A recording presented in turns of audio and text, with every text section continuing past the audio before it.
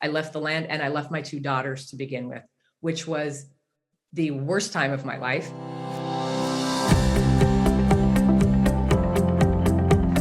Welcome to From Betrayal to Breakthrough. I'm Dr. Debbie Silber, and today's guest is Dr. Heidi Brocke. Heidi Brocke is a toxic relationship awareness and healing specialist. After 14 years in an extremely emotionally and narcissistically abusive relationship, she broke the chains and turned her past into her passion. She left her 24-year career in healthcare to be the person she needed when she herself was trapped in the darkness of an unhealthy relationship to provide hope, healing, and freedom to those whose lives have been affected by toxic relationships, emotional abuse, and narcissistic behaviors. Today, she has helped hundreds rid and heal their toxic relationships and hosts the popular podcast, It's Not Normal, It's Toxic.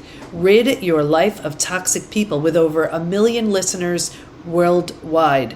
She's an international keynote speaker, recipient of Empowering Women in Business of the Year Award by Inspiring Lives magazine, and has been featured in both Forbes and Time Magazines for the dedication given to her clients and for her work in the toxic relationship area. Are you in a toxic relationship? If so, tune in, because you're going to get a lot out of this episode. I'm speaking with Dr. Heidi Brocke, and we're talking about toxic relationships, emotional abuse, and narcissistic traits. Here we go.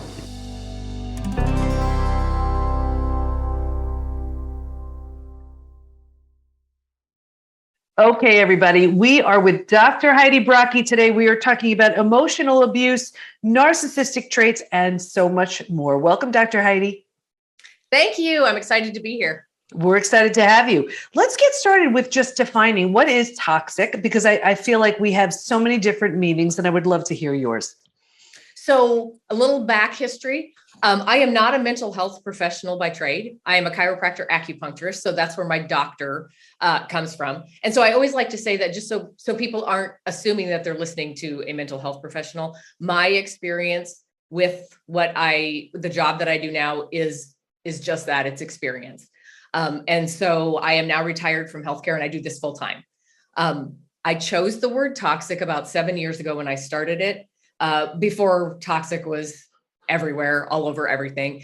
And the reason I chose that word is because it's really just a blanket phrase. It is not a diagnosis. It's an adjective that is used to describe any relationship in the status that it's in that's unhealthy for you mentally, physically, or emotionally. And I think that a lot of times people are trying to define toxic as a checklist. Okay, this is toxic or this isn't toxic. And in reality, toxic can be anything from the bully on the playground all the way up to like the person I ran away from and the things you're seeing on Netflix. And toxic does not discriminate. A toxic relationship can be obviously in intimate relationships and partner type things. It can be in family circles, social circles, coworker situations, friendships. And at the end of the day, the thing that the listeners really need to wrap their head around is we are the ones that get to decide who in our life is healthy for us and who is not. So rather than pointing the finger at they're toxic, they're toxic, they're toxic, you internally get to decide, is this person healthy for me or is this person toxic for me? Because obviously it isn't a diagnosis, and it's all based on your perception of what's healthy for you. Got it. And we hopefully get to that point, but usually it takes time, and it takes noticing, where we're at and what we've been put through. So do you have a story that you can share, or just giving us a perspective of why this would be your topic of choice? Well, yes, I have a story, but you said we only have 30 minutes. The clip notes. So in short, my story is I grew up in a little Christian community on a dairy farm in the middle of Montana. So I only saw the same people every day, every week for 18 years. And when I left for my doctorate education, I really believe I had a perception in my head that everybody was like that. Now looking back at that community, obviously it's not like I thought it was when I left. Obviously there's a lot of stuff, but and so I went out into the world thinking, okay, you're going into healthcare and you're going to help people and you're going to fix people. And it was in graduate school that I met my former husband, who I did spend 15 years with. I have 2 daughters with him, but I knew the very first time I met him that I felt funny. I didn't really want to go on the first date, but I am also the one that doesn't want to be the bad guy. And I don't want to make anybody mad. And I don't want to think that, he thinks bad of me. And so we went on the first date. And of course, I didn't really want to go on the second date because I didn't feel comfortable, but we talked down our uncomfortableness. And, flash forward, 2 kids, practiced together, a ranch together, built all this intertwined financial everything. And the whole entire time, I always felt like something was off, but I could not put my finger on it. And I could not do enough in that relationship to make that relationship a space where I felt comfortable.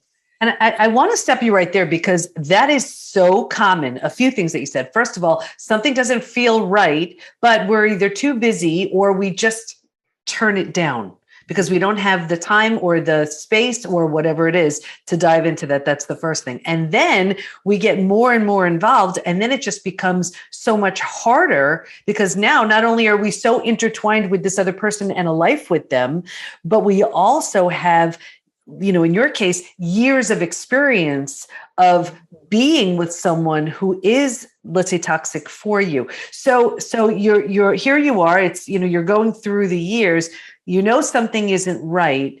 What was it that had you say, something, this really isn't right and I need to do something about it?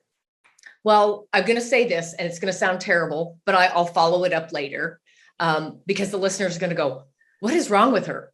Like everybody in my life did, right? About girlfriend number 15, I decided it was enough.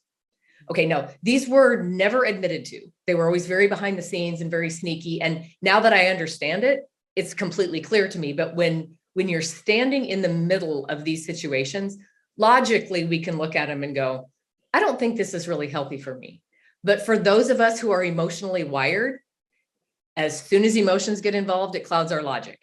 And well, maybe if I just try harder, well, maybe if I just keep my mouth shut, well, maybe if I can just convince him that he hurt me and he can understand it. So you spend years and years and years in that. And again, there's so much foundation that goes to this, but I divorced and 2 years post-divorce, nothing changed. He refused to sign a parenting plan. He refused to split the business, refused to divide the property. So here I was so excited that I was finally out of this. And there was nothing about it that I was out of. Again, now I completely understand it. So I talk about certain things on my podcast and people will hear me talk about the day I actually had to run away. And I was 2 years divorced the day that I ran away. And I do not allow my clients to do this, but I signed my practice over. I signed my patients over. I signed my accounts receivable over. I left the land and I left my 2 daughters to begin with, which was the worst time of my life. They're grown. They're fine now. They get it. They totally understood why I left, but I moved 4 hours away and he kept my girls from me for almost 5 years. Oh, wow. And it was during this 5 years that I really started looking back and going, okay, when I was in that, and for your listeners who are in it, they're probably going to all be nodding their heads. I was so in tune to what he said and what he did, or what he was going to say, or what he was going to do. Or if he does this, I'll have plan A and plan B. And if he does this, I'll have plan A and plan B. Because my personality, like most that step in these type of relationships, is the kind, caring, loving, giving, fixer, supporter. I'm in healthcare. I'm the conflict avoider. I'm the peacekeeper. So I spent 14 years in that trying to avoid conflict. And in order to do that, I have to try and stay one step ahead. So it's, okay, what's he going to do next? Where do I have to be? It was a living in survival mode type of situation. And my girls did the same exact thing. They were very used to his behavior. They learned to anticipate it and they learned to react. And I just want to pause you right here, because here's the thing. We have these beautiful traits, right? Think about it. Loving, giving, trusting, wide open heart. And what we don't want to do is just feel like, well, I can't be like that. I just absolutely have to close down and can't be this loving, giving person that I am. Yes, you can, but it was just that person took advantage of who you are. Yes. And it was during that 4 years that I figured out exactly what you're talking about. I had the time to look back. And by 4 years, I had kind of decided, I don't know that I'll ever have a relationship with my daughters again. So I have to figure out how to get myself out of this and get my life moving. So I really started looking back on it and realizing I never even took the time to think about, okay, what motivates his behavior? Yes, this is what he's saying and this is what he's doing. And that's basically where this new career came from, is I do a ton of education on the toxic personality. Because I'm guessing the work that you're in, you've had experience with something like this, right? Of course. You don't study betrayal because you like the topic. Right, exactly. That's what people are like, why do you want to do that for your life work? I know you don't understand it. But in reality, what we have to look at is we have to look at what drives the toxic personality, attracts them to our personality. And whether it's the bully on the playground or all the way up to the more extremely toxic personalities, what drives them is insecurity in themselves, right? And they can't put enough into their own life to feel secure. So they have to place people in their life that feed them the things that that makes them feel secure. Yeah. So you have somebody who needs to feel control and needs to feel power and needs the attention. Well, what type of personality are they going to go after? Oh, the good, kind, caring, loving, conflict avoider, peacekeeper. So for all of you who are thinking, I can't believe I picked them, they probably picked you the minute they knew your personality. And back to what you were saying, this is a good personality to have. We just have to be a lot more picky with who we share it with. And that's what it is. Narcissistic supply. And, I write about it, this in Trust Again. It's like the tick on the dog. The tick is just sucking the living life, the blood out of this dog. And the dog is just the perfect host. And this giving, loving personality to this type of person is just the absolute perfect exchange in their world, because they're not willing or able to give this. And here's this abundance of supply. So, because we're like that, we're willing to adapt. We change who we are to become what they need, because that's our personality. Oh, I can change that. I can fix that. I can do better. And in the end, they changed the rules or move the goalpost anyway. So you never really quite get there, but our personality is willing to change who we are for them to make things better. So tell me about those 4 years where you were doing now your changes. What did you notice about yourself? What were you sort of leaving behind? What were you learning and gaining? How did you change? Well, people ask me that all the time. And when I think back, if I had to lay it out, I don't know. But a lot of the things that I had to do when I left, I didn't have a choice, because I left and I had to start a new practice, because that was the only thing I knew. So I had to, with my low self-esteem and my low self-confidence and the thought that I can't do anything or be good at anything, because that's what I'd heard for so many years, I had to step over the fear of, well, we've got to try it. So one of the first things I made myself start doing is making decisions, because our decision-making ability becomes completely stripped in these type of relationships, and it's intentional by the toxic person, because if you can't make little decisions, you're not going to make a big decision to leave.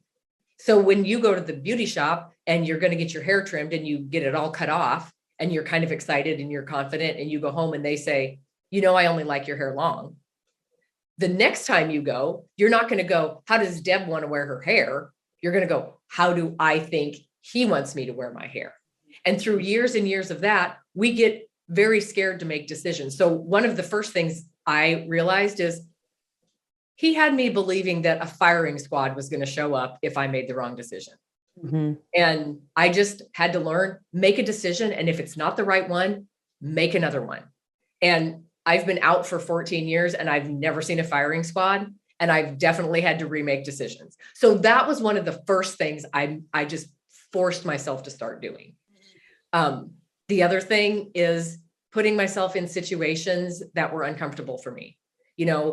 What are people going to think? Are people going to like me? I did not talk about my story when I was in it, because I was still living there and things got worse. I didn't talk about my story when I left, because how do I explain I'm a mom that left 2 teenage daughters 4 hours away. So I didn't talk about it then either.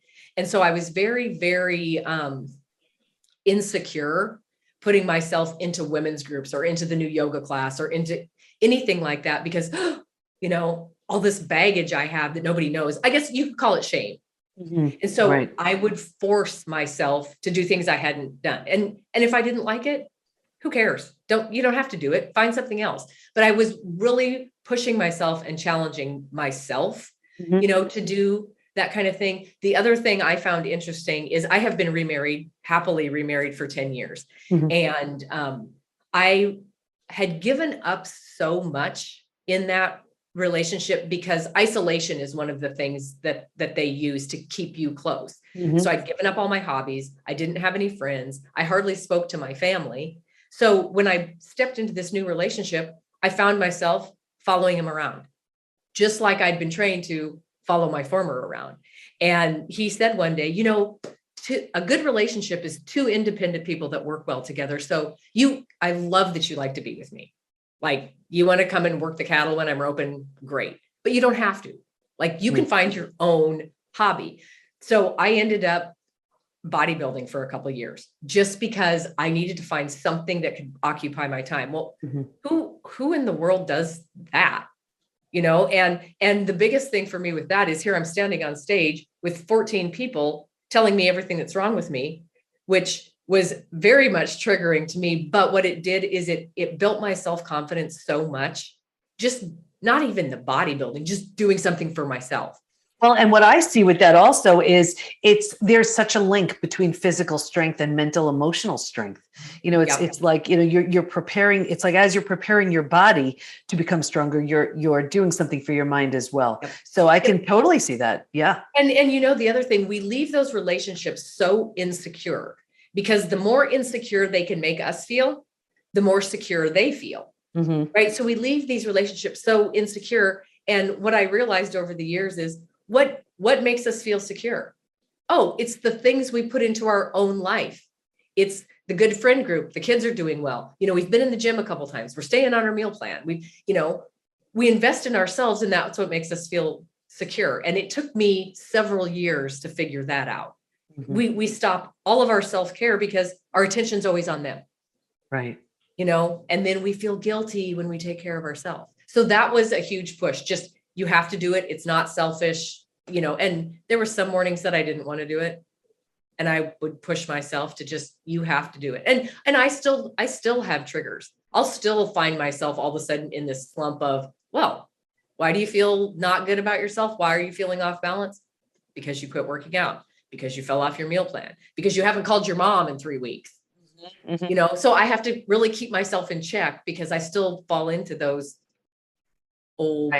Right. And I always try to get into the minds of my listeners and viewers. And I'm sure they're wondering, and I am too, how did you, I wouldn't say reconcile, but how did you sort of make it work again with your girls? Because I'm sure that had to be so painful for you to leave them and for them as well. So how did you work that out? So a couple of the reasons I left, and I by the time I left, I was fearful for my life. Because when I started standing up for myself, things began to get physical. It would never have been a intent type accident. It would have been an accident in a fit of rage. So I knew I was getting to the point that I had to figure out how to get out of there. But also I looked at my girls, and they're 11 and 13. And this is the only example of a relationship that they have. And they think it's normal. They've been living in it. It's the stinky room. They've been in it so long, it doesn't smell.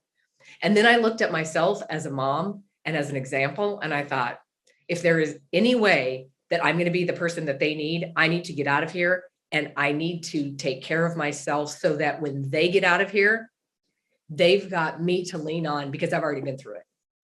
And excuse me, 11 and 13 was when I left.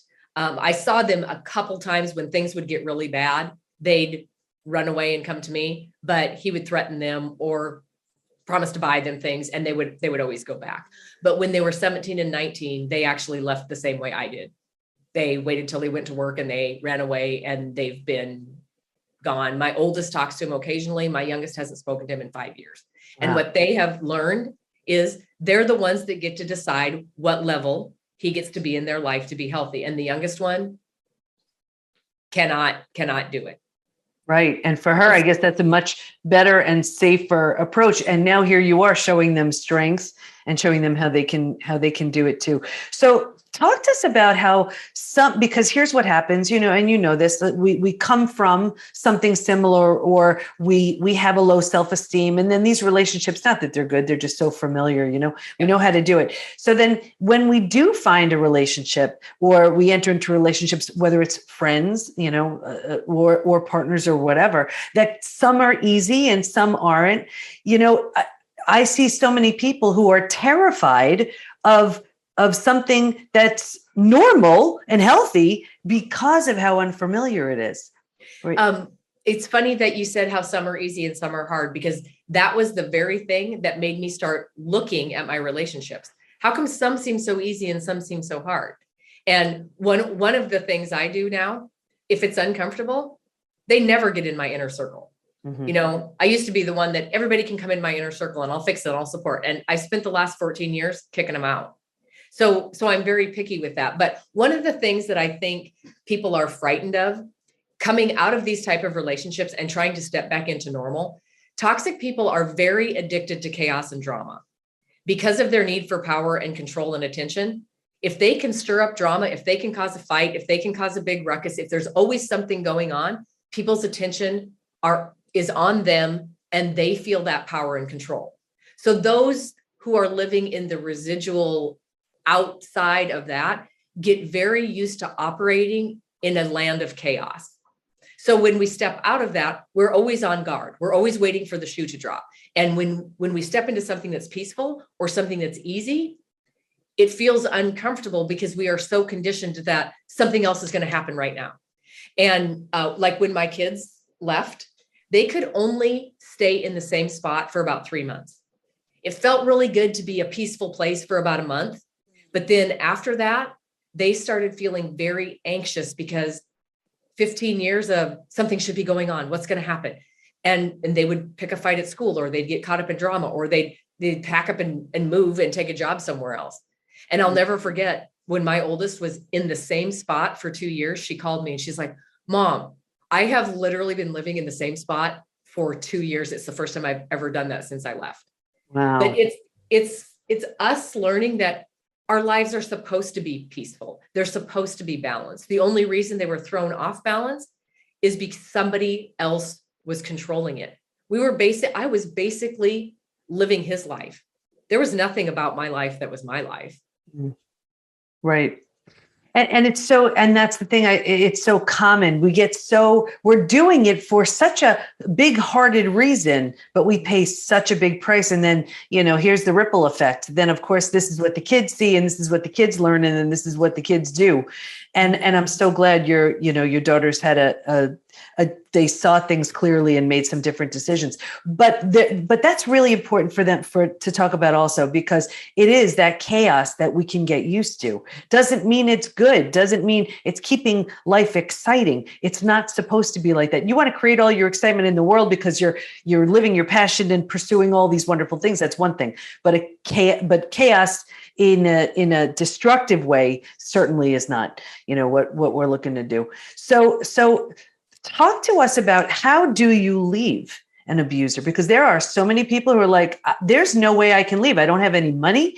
I don't have the whatever skills or tools or support or whatever. How do I leave? What do you tell them? So the basis of what I teach is, if I would know now, or if I would have known then what I know now, mm-hmm. it would have gone completely different. And the first thing that you have to understand when you are contemplating leaving, because you know it as well as I do, I thought about leaving that relationship every day for 14 years. Okay, so it's tricky because it's not 100% bad, right? So if we make it through the bad day on Tuesday, Wednesday's not so bad. So then, it's okay.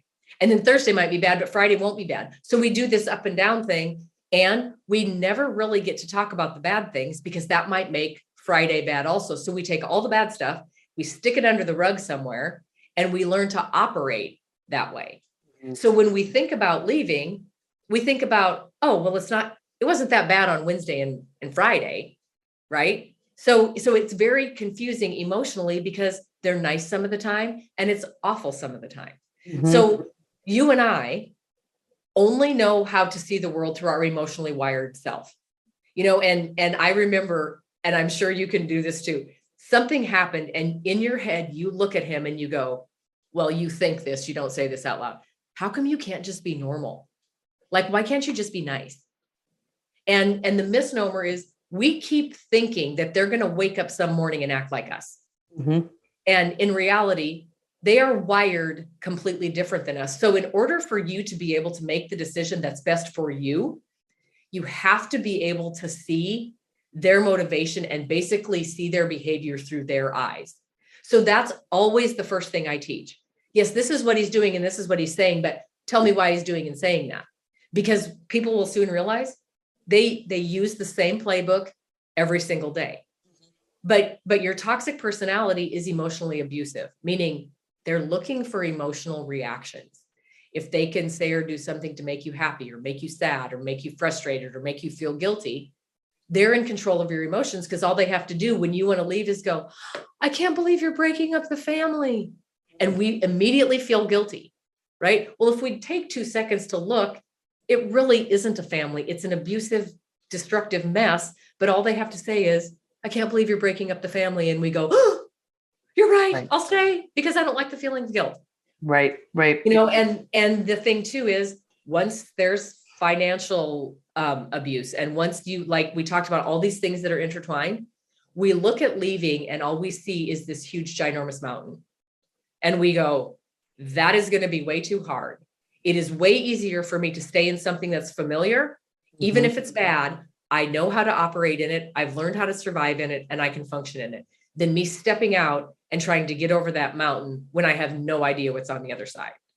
It's the devil, And what's so important about what you said is seeing it through their eyes, because I think that is one of the biggest challenges we have. We think a certain way, so we assume that this is what someone else is thinking too. And in the world of betrayal, which is my world, it's inconceivable for certain people to betray, so that it's such a shock to be on the receiving end of it.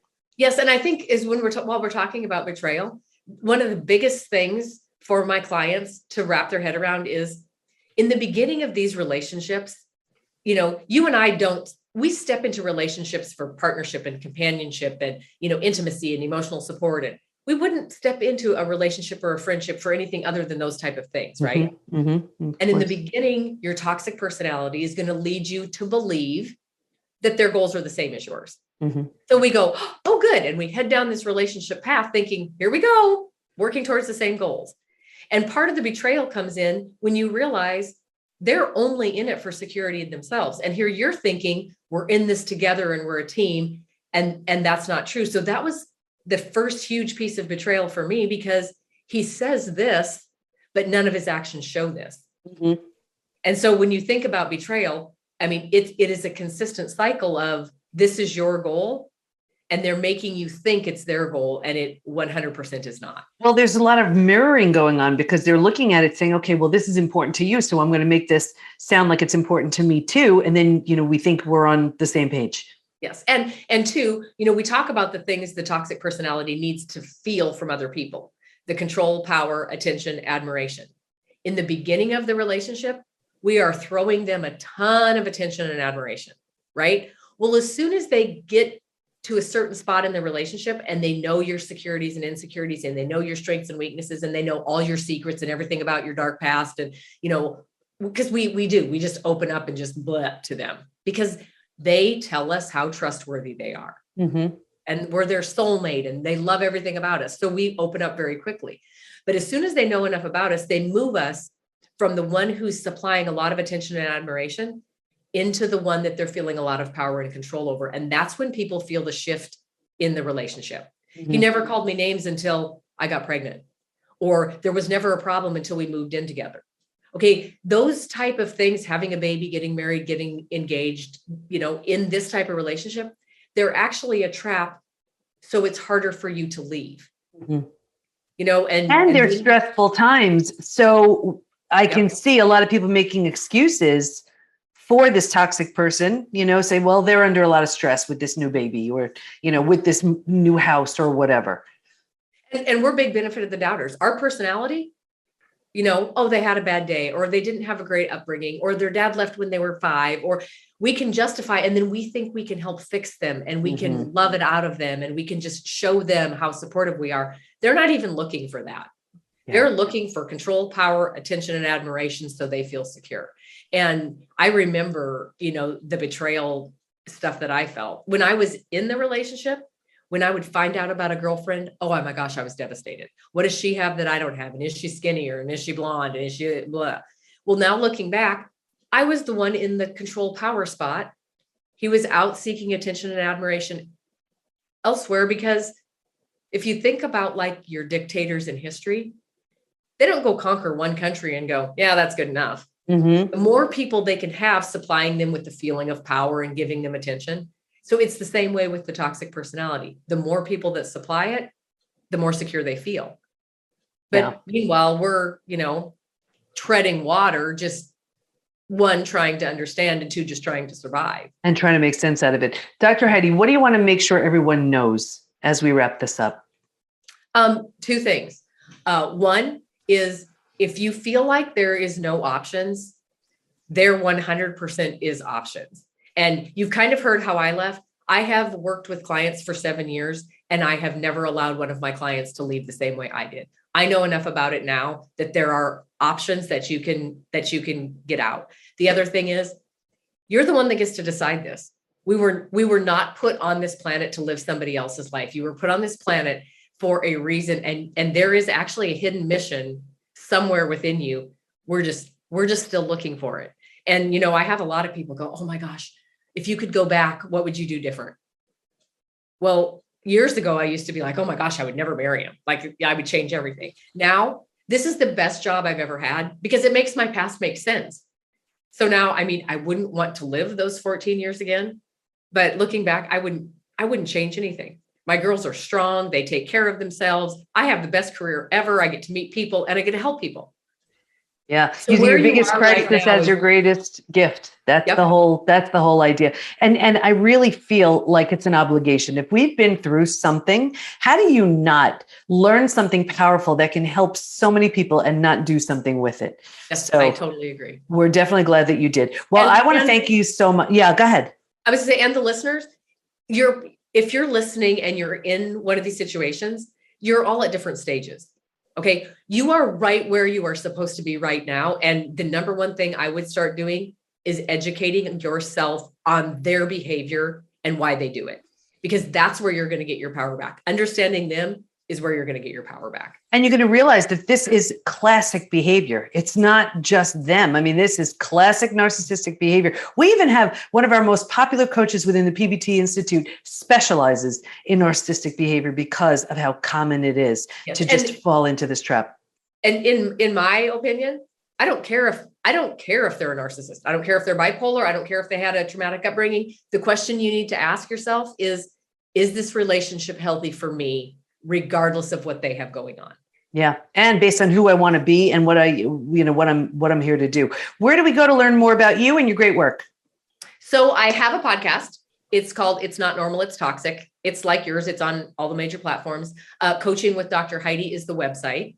There is something called the toxicity profile analysis on the website. And it's a long quiz, but it asks you questions about, have you ever been criticized? Do you have somebody in your life who belittles your dreams? It kind of makes you think, oh, the stuff that I've been living with that I thought is normal may not be so normal. And you can find that on the website. Also, I do have a support group.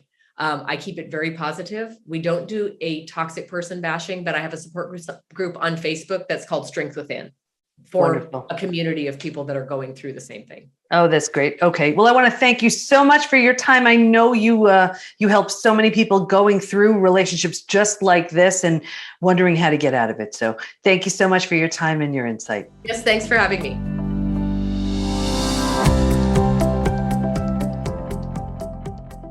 First of all, if you're in a toxic relationship, please know that you're not alone, and there are so many reasons why it may have been hard to even see it, let alone leave. But now that you know a bit more, what can you do to build yourself up so you have the confidence you need to take the next step?